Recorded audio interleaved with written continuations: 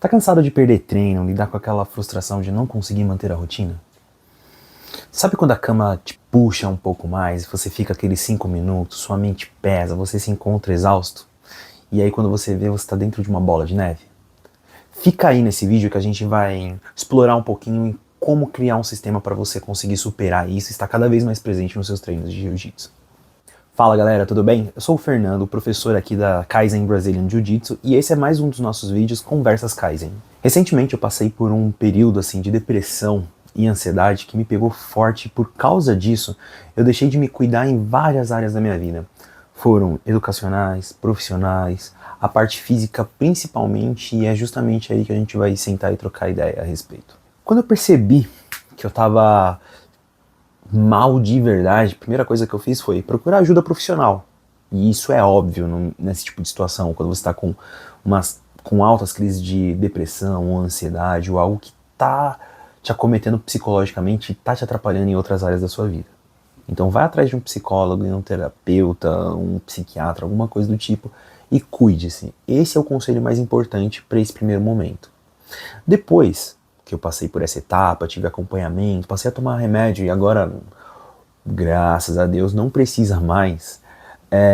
Eu reparei que eu deixei de cuidar dos meus exercícios para musculação, da minha alimentação, dos meus treinos de luta, no caso, tanto Muay Thai quanto Jiu-Jitsu, e aí eu comecei a ver que eu tava caindo meio que numa espiral, e isso tava me deixando mal, e esses eram gatilhos que faziam com que a minha depressão voltasse e eu passasse a ter crise. Então eu pesquisei bastante além, tipo, das coisas que meus profissionais vinham me sugerindo, e achei um livro chamado Hábitos Atômicos. E aí eu passei a ler com muito afinco e tal, realmente estudar o que tá naquele livro e entender como aplicar aquilo na minha vida.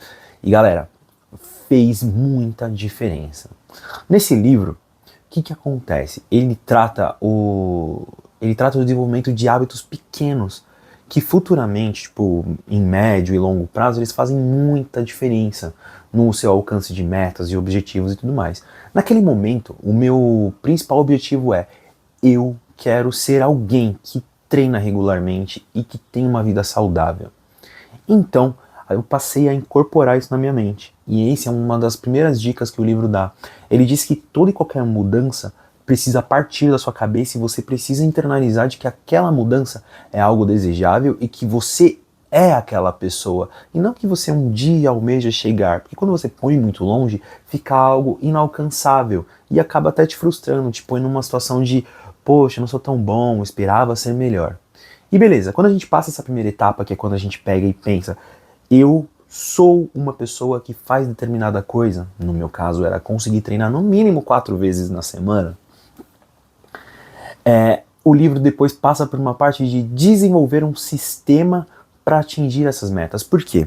Quando a gente está num ponto e deseja chegar em outro, muitas vezes a gente esquece do processo que leva até esse lugar, até essa conclusão e até essa realização, podemos assim dizer. E é justamente aí que muitas vezes causa frustração nas pessoas, porque elas tentam e desistem porque falam, poxa, eu nunca chego, nunca vou chegar. E muitas vezes é porque elas não entenderam o processo até lá. E com base nisso, ele cria as 4 leis da mudança de comportamento, se eu não me engano é esse o termo que ele usa no livro.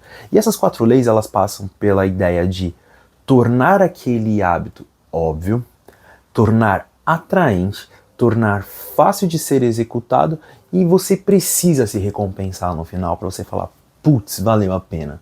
E aí vamos destrinchar um pouquinho essas 4 etapas. Vamos falar um pouco agora sobre a ideia de tornar óbvio. O que isso quer dizer? Isso quer dizer que o seu ambiente ele precisa te remeter àquilo.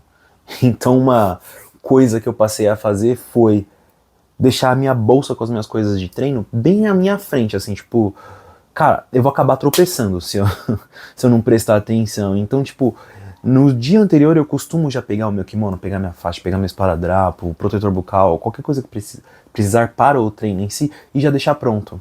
Porque eu sei que se eu acordar, em determinado horário eu vou ver aquilo e falar, putz, eu tenho que realizar essa coisa hoje. E aí vem o tornar atraente. Como eu não estava numa fase muito boa, eu estava numa fase mais complicadinha assim, então ao invés de eu focar tanto em performance, preciso ser melhor, preciso treinar tal movimento, alguma coisa do tipo, eu passei a associar aquilo com o quê? Eu passei a associar aquilo com o relacionamento com os meus amigos, com a ideia de sentar, trocar ideia, dar risada, me divertir realmente, drenar toda aquela energia que eu precisava drenar para aquele momento. E, concluindo esses 2 itens, passou a dar muito, mas muito, muito certo mesmo, galera. E aí depois veio a ideia de tornar aquilo fácil de ser executado. Ele cita lá uma regrinha de execução de até 2 minutos. Ou seja, eu preciso fazer com que aquele item seja fácil. E aí no meu caso, que eu usei o exemplo anterior, que é o de deixar já a bolsa pronta. Ou seja, cara, tá fácil, eu não preciso pensar. É realmente só pegar minha bolsa e ir embora, chegar lá, colocar o meu kimono, amarrar, dar aquela respirada, pisar no tatame e bora pra cima, galera. Vamos treinar e vamos ser feliz. Então, essa ideia de você ter um ambiente que te remete, você já deixar tudo pronto, você tornar aquela situação agradável e deixar fácil a execução é o que vai garantir boa parte do sucesso. E no final, ele comenta sobre a ideia de você se recompensar. E a recompensa pode vir de inúmeras formas, né? Por exemplo, aquela resenha pós-treino, você chegar na sua casa, pô, todo relaxado, ir lá num calendário que você fez assim, ó, marcar um xizão bem grande e falar, hoje foi meu dia. Sabe? Ou então, às vezes, fazer algo que eu gosto muito de fazer, que, tipo, meu filho treina comigo e às vezes eu levo minha filha também, né? E muitas vezes aos finais de semana a gente costuma fazer o quê?